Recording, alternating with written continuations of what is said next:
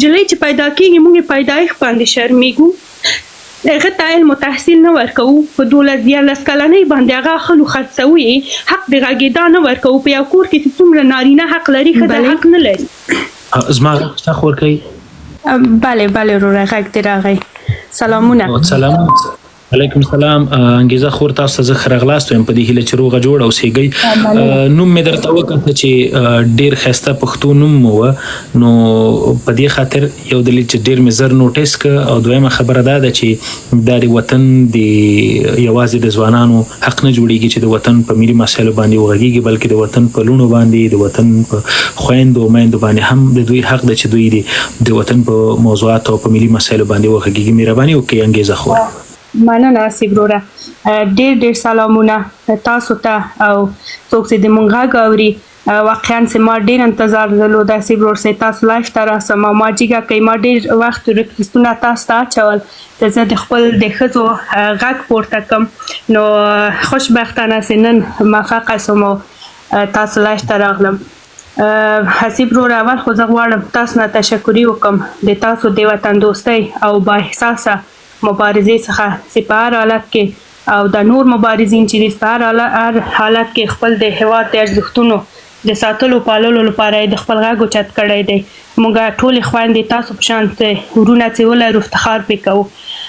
حسیب وروره، غواړم نن په موضوع باندې وغږېږم چې نن یو خبر خپور سه، نو موږ ټولې ډېر خواشیني کړو، ډېر خفه یو. حسیب وروره، باور وکړئ چې نن زما خویندې ټول په ژړا دي، ځکه چې نن موږ یې په پنجاب باندې خرڅې کړو. واقعا زه متاسفه یم د دوی منطق ته، د دوی د کار ته. ښځې زموږ افغانې ښځې ډېرې باعزته دي، ډېرې زموږ افغانې ښځې خپل سر ورکوي خو د خپل عزت نه ورکوي. تاسو په کوم منطق، په کوم دلیل باندې تاسو په افغانستان کې علم ناروا ګڼئ او په پنجاب کې تاسو روا ګڼئ؟ بس دی چې د پنجاب بیرغ هم راوړ، د پنجاب خلک هم راوړ، په موږ باندې محاکمان کړو. د غزې نه تاسو هم راغلي، همدغه موږ ښځو ته بس وه. بس اوس دا 4 کاله موږ دا وایو نن به خلاصېږي، سبا به خلاصېږي، خو نن نه بعد موږ هیڅ امید نه لرو. نن نه بعد زه خپل خویندو باندې غږ کوم چې راجګې سي د خپل حق وغواړئ. ذاتي د پنجابیانو نه موږ حق نه غواړو. موږ ډېر وی چې موږ وطن به خراب شي، خیر دی، نن به خارجای په ده فشار راوړي، نن به ترامپ باندې خدای رحم وکړي چې راست دوی ته باندې غږ وکړي د موږ مکتبونه خلاص کړي. خو نن هم کله چې دا خبر واورېده چې موږ په پنجاب باندې خرڅ شو، زموږ ټول امیدونه د بین نه لاړل، ټول امیدونه.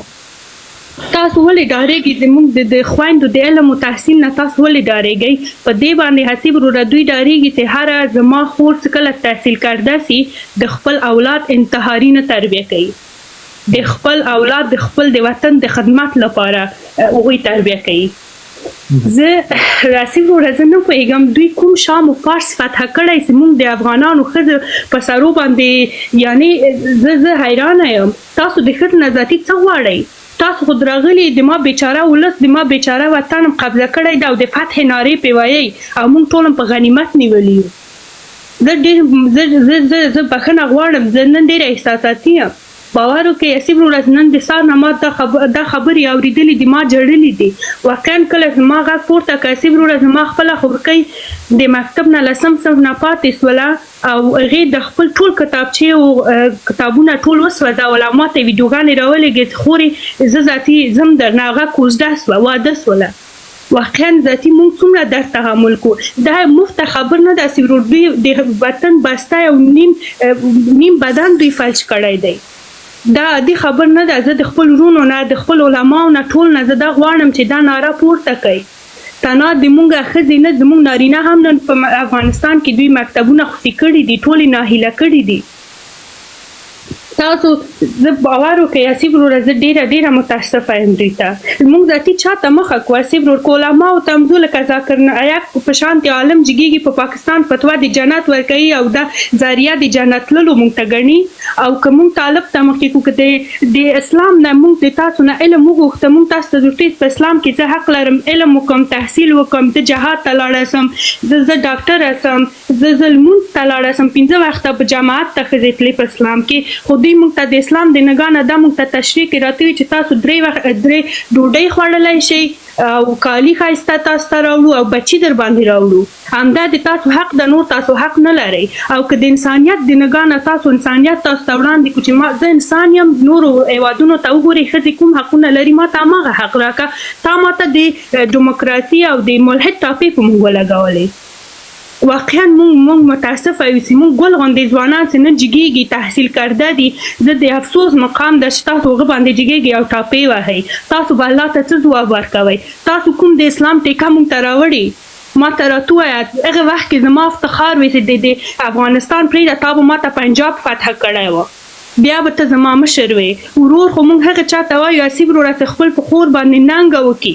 نن زه تا ته خپل ورور وایم او افتخار کوم چې زه تا ته خپل ورور وایم، ځکه چې ته خپل په خویندو باندې ننګه کوې. مونږ تا ته څه رقم ورور وایو، مونږ تا ته څه رقم خپل مشر وایو. تا خو نن تفرقه او هر څه نفاق زموږ په مملکت حوج ته رسولي. نن مونږ میډیا ګورو حسیب وروره، نن څومره تعصب راغلی، ستاسو هم جنګېږئ، بل مبارز هم جنګېږي، بل مبارز هم جنګېږي.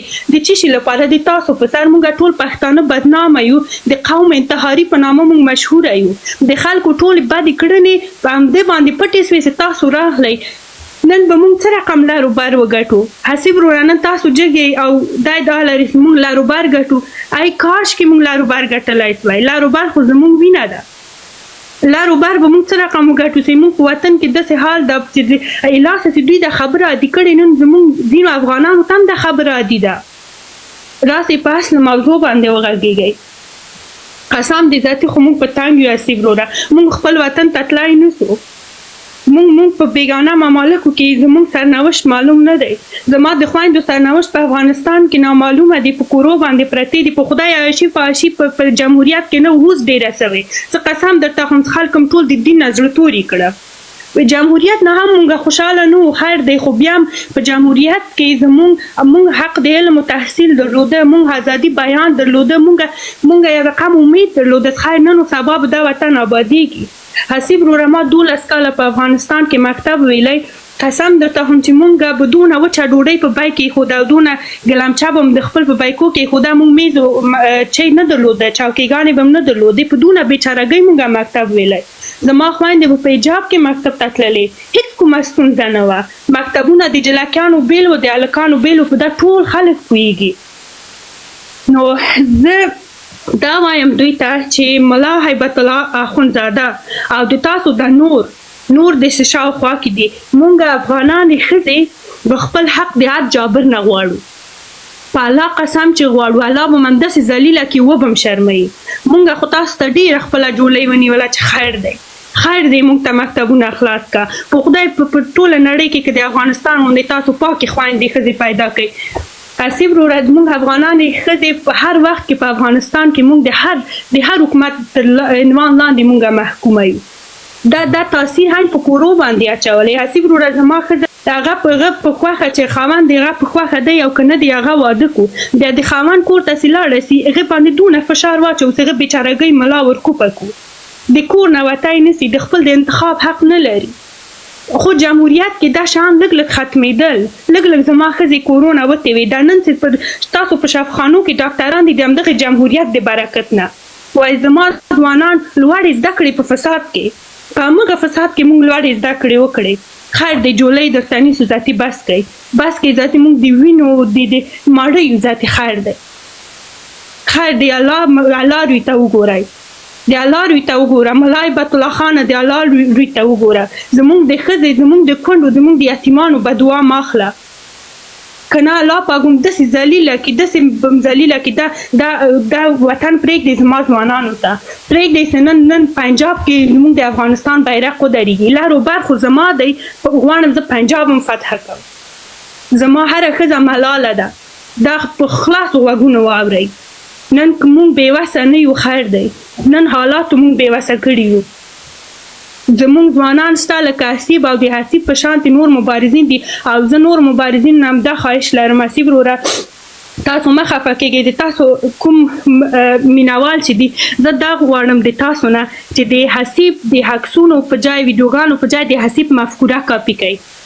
د حسیب د غږېدا تاسو کاپي کوئ. زما یو لغمان نه زما بسته ولایت حسیب په شانتې نارینه ته ضرورت لري. د نورو مبارزینو په شانتې مفکورې ته ضرورت لري. ټول راپاڅئ.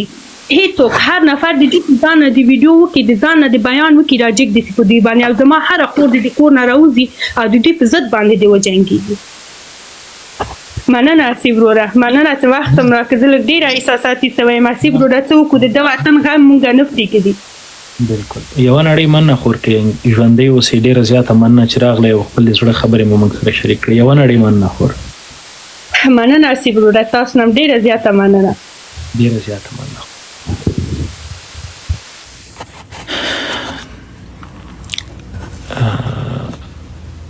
موږ به نو خپل د دې خویندو مخکې څه ووایو.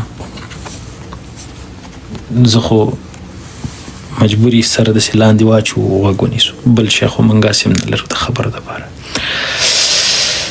خیر په هر صورت دا ستونزې او مشکلات به خدای یو ورځې حل کوي او د وطن لوڼې د وطن میندې او خویندې به یو ورځې بیا د ازادۍ ساه اخلي او په دې کې موږ ټول د وطن ځوانان، ریښتوني ځوانان، د وطن ریښتوني بچي د تاسو تر څنګ ولاړ دي. په دې هر څه باندې موږ پوهېږو. والله په بالله چې داسې شپه او داسې ورځ دي نه چې زه په دې حالاتو باندې ونه ځورېږم. ځکه زه په دې خبر یم چې د ملي سطح نه دا موضوع رانیولې تر کوره پورې مې. زه په دې خبر یم چې سبا زه د پنجاب غېږ ته روان یم. زه په دې باندې خبر یم چې سبا به زما خپله خور له لاسه نیولې او پنجاب ته به روان یم او هلته به د هغه علاج کوم. زه په دې خبر یم. نو څه ووایو، وس نه مو څه پوره نه دي او څه وکړو. موږ خو ولس یو، ولس خو چېرته هم جنګ نشي کولی. ولس خو یوازې غږېدلی سي او د غږېدو حق یې موږ نه اخیستی. او ما مخکې یو راپور دلته په دې میډیا په خپل پاڼې باندې دلته پین کړی او تاسو به لیدلی که نه زه بیا درته یو ځلې بیا ولګوم. دا تاسو وګورئ، دا زما د وطن د ځوانانو د خویندو حال دی. ښه وګورئ.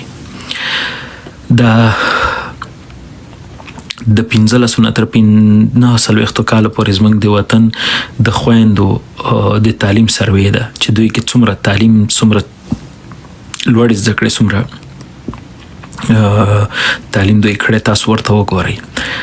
که چېرته هغه د ښوونځي مثلا موږ هغه پرایمري ګورو فیصدي مثلا د ولایتونو د کابل نه رانیولی تر بدخشانه پورې ټول ولایتونه تقریبا تر 96 سلنه پورې داسې ولایتونه شته چې دوی پرایمري خلکو پکې زده کړې کړي دي. بل ډټ ته بیا وګورئ لوور سیکنډري، بیا دې کې وګوره 14%، 8%، 10%. بیا تاسو هایر ایجوکیشن خو 0 ده. که سیکنډري خالي وګورئ موږ پکې 9% 7% لرو او هایر ایجوکیشن وګورئ ټول خالی ده. دا د دې په دې باندې پوهېږئ چې دا څه شی کېږي. اخرې موږ خو ډېر ویل، تاسو ته هم دا چغې مو وهلې چې موږ سره ضد مه کوئ. طالب پلو ته به مو دا ویل چې موږ سره ضد مه کوئ. موږ د دې وطن خیرخواهان یو، موږ د دې وطن خیر غواړو، موږ د دې وطن پرمختګ غواړو. نه غواړم چې زما د وطن خور دی پنجابي ته په بستر باندې پروت یو دغه علاج دی او پنجابي ډاکټر وکړي. دې شي نه موږ هېرېدلو او همغه قصې ته یې موږ برابر کړلو او دا یې اوس شروع ده. کال 3-4 کاله وروسته همداسې به یو په خپلو خویندو میندو سره موږ ټول ګډ رواني خپل د علاج لپاره پاکستان ته او نور د اقتصاد له پلوه موږ په پنجاب باندې مکمل تکیه یو. د دغه غلامۍ د اقتصادي غلامۍ نه موږ ډاکټر صاحب غني تر یو حده پورې ترې نه خلاص کړي وو، تر ډېره حده پورې. خو اوس کیسه بله خوا لاړله. نو څه ووایم، نور د ویلو دپاره زه څه نه لرم. صرف دومره مې غوښتې خپلو هېوادوالو ته یم چې هر څه کوئ، هر څه وایي، د دې پرته چې د ما سره یا د نورو سره تاسو فکري اختلافات ولري، دا په خپل ځای پرېږدئ. بس وطن په نظر کې وساتئ. وطن زموږ د ټولو ګډ کور دی او د دې وطن دپاره باید خپل غږ اوچت کړو او هر څه مو چې دی وسه یې پوره یې باید وینه سپمو، که هغه مو وخت ده، که هغه مو انرژي ده، که هغه مو پیسې دي، که هغه هر څه تاسو کولی سئ باید ویې کوئ. نور نو زیاتي تاسو وخت نه نیسم، اجازه در نخلم. ډیره مننه چې را سره ناست وئ او زموږ خبرو ته مو غوږ نیولی و. د ستانیزي صاحب محترم نه یوه نړۍ مننه چې راغی، دا برنامه یې ښکلې کړله او تر دې دمه موږ سره ناست وه. دلته د ملګرو ریکویسټونه دي خو زه نشم کولی چې تاسو راپورته کړم. ډیره بخښنه ځکه غواړم چې زه روان یم. بیا به انشاءالله که د خدای رضا او سبا ته لایو راغلم بیا به د خیره ګپ شپ لګو. یوه نړۍ مننه. په لایزال مو سپارم د یو سوکاله باره سرلوړي لوی افغانستان په هیله. خدای په امان.